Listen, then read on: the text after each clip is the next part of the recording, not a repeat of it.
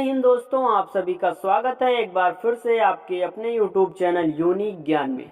आज हम BA third semester में लगे मानस का हंस नामक उपन्यास का सारांश बहुत ही अच्छे तरीके से समझेंगे और जानेंगे, क्योंकि मानस का हंस उपन्यास से आपके पेपर में एग्जाम में बहुत से प्रश्न देखने को मिलते हैं। तो सर्वप्रथम आप अगर चैनल पर नए हैं तो चैनल सब्सक्राइब कर लीजिए, जिससे आने वाली वीडियोस आपको प्राप्त होती रहें। चलिए देखते हैं मानस का हंस उपन्यास की सारांश तथा समीक्षा। मानस का हंस पंडित अमृतलाल नागर जी द्वारा रचित उनका एक ऐतिहासिक और जीवनी परक उपन्यास है। इसमें उपन्यासकार पंडित नागर जी द्वारा महाकवि तुलसीदास की अप्रामाणिक और विवादग्रस्त जीवनी को जीवंत शिल्प चेतना के जरिए विशेष ध्यान रहा है। इसमें अर्थात पंडित अमृतलाल नागर जी ने इसमें तुलसीदास जी के जीवनी को बताने का प्रयास किया हुआ है। पात्रों का चरित्र चित्रण यहाँ मनोवैज्ञानिक के धरातल पर होने के कारण अत्यंत स्वाभाविक बन पड़ा है। आपको हम कुछ उदाहरण बताते हैं, जिससे जो संवाद हैं इससे मनोवैज्ञानिक रूप से बहुत धरातल का अनुभव इस उपन्यास में हुआ है। अहम भाव की अभिव्यक्ति। पीहर का कुत्ता भी प्यारा लगता है, यह तो मेरा भाई है, रत्नावली का कथन है। या इसको अर्थ क्या है कि पति से अधिक उसे अपने पीहर का कुत्ता प्यारा लगता है। कैसी ठेस पहुंचाने वाली बात है। नहीं, इस बात पर मैं कदाप समझौता नहीं करूंगा। रत्नावली को यह समझना ही होगा कि विवाह के बाद स्त्री के लिए पति ही सर्वोपरि है। उसके कुतर्कों और अन्यायों के प्रति भी उसे सादर प्रेम सिर झुकाना चाहिए।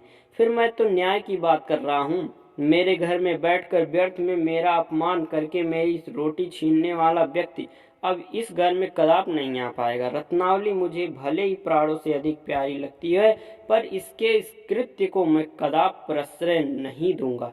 तुलसीदास जी का यह कथन है। रत्नावली ने कहा था कि पीहर का कुत्ता भी प्यारा लगता है, यह तो मेरा भाई है।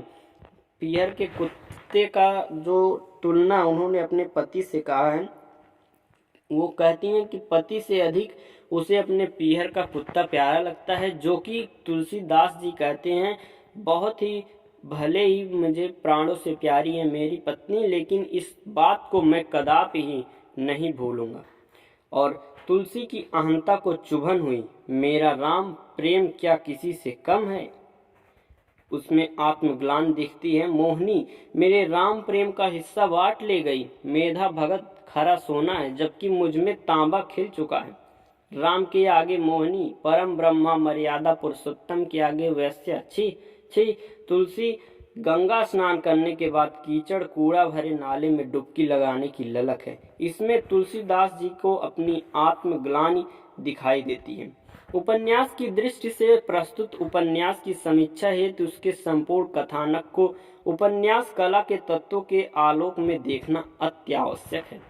हम इनके तत्वों के बारे में जानेंगे कि उपन्यास इन सब तत्वों पर खरा उतरता है या नहीं। उपन्यास के तत्व क्या क्या होते हैं? कथा वस्तु, पात्र एवं चरित्र चित्रण, संवाद, देश काल एवं वातावरण, उद्देश्य एवं भाषा शैली। मानस का हंस कथा वस्तु। उपन्यासकार पंडित अमृतलाल नागर का एक ऐतिहासिक उपन्यास अवश्य है, किंतु इतिहास से यह कथा के संकेत भर ग्रहण किए गए हैं, जिन्हें यहाँ कल्पना तत्व में समन्वित कर घटनाओं और चरित्रों को आदर्श रूप से प्रस्तुत किया गया है। यहाँ कल्पना तत्व अतीत और वर्तमान को जोड़ता प्रतीत होता है। कथा वस्तु में हम देखते हैं कि मानस का हंस उपन्यासकार जो अमृतलाल नागर जी हैं, वह जो ऐतिहासिक उपन्यास लिखे हैं, उनका जो ऐतिहासिक उपन्यास तो है ही मानस का हंस, किंतु इतिहास से यहाँ कथा के संकेत भर ग्रहण किए गए हैं, जिन्हें यहाँ कल्पना तत्व से समन्वित कर घटनाओं और चरित्रों को आदर्श रूप से प्रस्तुत किया गया है।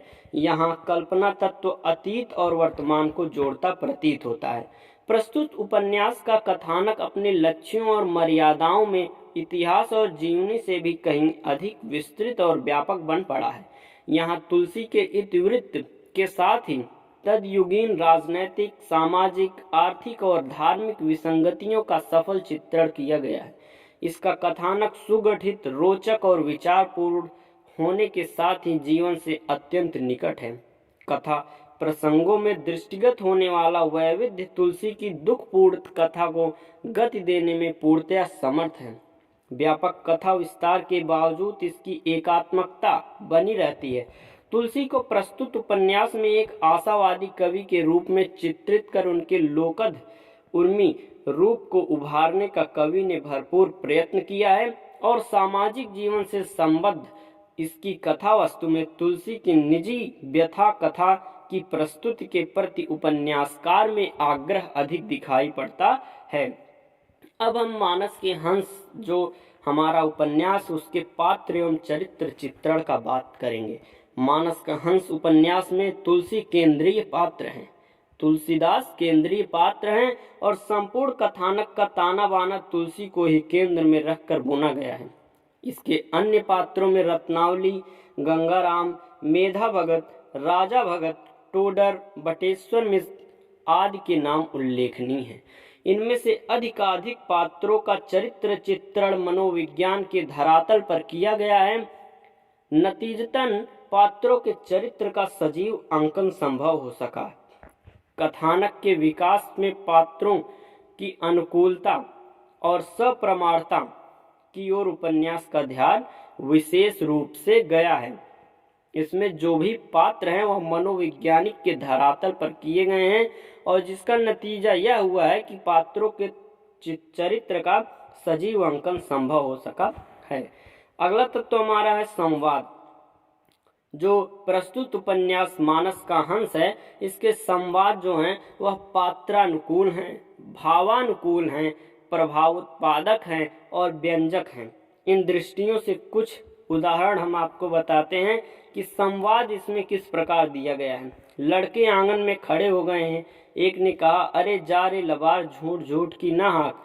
मैं गुरुजी के चरण कमलों की सौगंध खाकर कहता हूँ, मैंने पीपल वाले को कई रूपों में देखा है। गंगा बोला, राम जी समर्थ हैं, अपनी निंदा बढ़ाई को आप संभाल सकते हैं।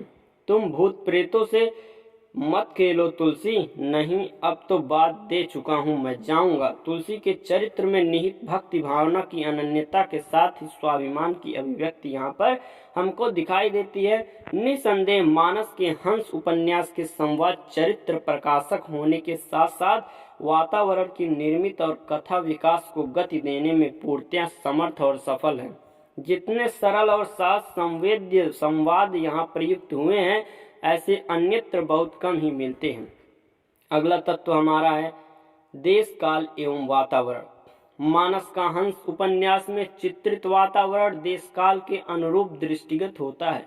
इसका वातावरण ऐतिहासिक है और यह इनमें 16वीं शताब्दी में जन्मे सुविख्यात भक्त कवि गोस्वामी तुलसीदास के जीवनगत प्रसंगों को उद्घाटित करते हुए तदयुगीन भारतीय समाज में व्याप्त सामाजिक धार्मिक परिस्थितियों का चित्रण किया गया है। वातावरण की निर्मित में उपन्यासकार घटनाओं और परिस्थितियों के साथ पात्रों की मन स्थिति के चित्रण से काफी सहायता की है। कुछ एक कतिपय स्थलों पर अंतर्द्वंद चित्रण के कारण वातावरण को मूर्तता प्राप्त हुई है। अगला हमारा तत्व क्या है, समीक्षा करते वक्त हमें क्या लिखना चाहिए, उद्देश्य।